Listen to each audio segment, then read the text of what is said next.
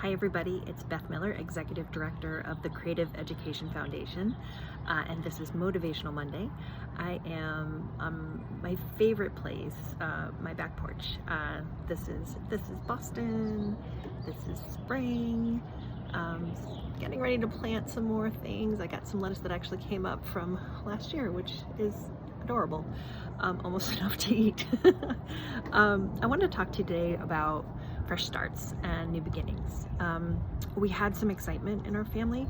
A few years ago, actually, I got a notification on Ancestry.com of a DNA match, and someone reached out to me, and she let me know that she had a match as a first cousin, and told me that she had been adopted and didn't know her adoptive parents.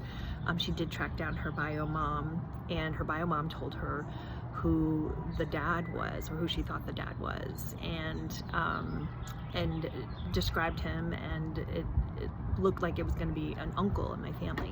So my mom's the oldest of 8, and she's the oldest, and then her younger sister Loie was the only other girl, and then the rest are boys. And they're kind of 4 batches of kids. They're the older 4 and then the younger 4.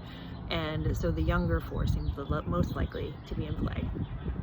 I reached out to one of my uncles who I thought might be, and asked him if he was interested in getting connected, and at the time he wasn't, but then as he thought about it, he decided to reach out and initiate contact, and found out he was not he was not the father, and the other uncles agreed to do DNA tests. So the way it shook out was, it turned out to be one of my uncles, my godfather actually, who has always adored children but never had any children of his own. He's a doting grandfather now, a loving son to a young boy that he adopted years ago, who is now a grown man with beautiful children.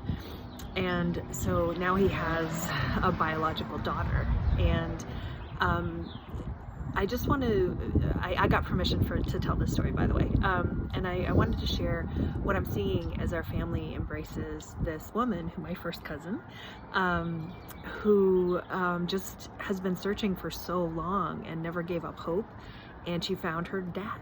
And we all have a new family member, and everyone is just embracing her, and it couldn't have happened at a better time, and it's such a huge blessing. I'm getting a little emotional.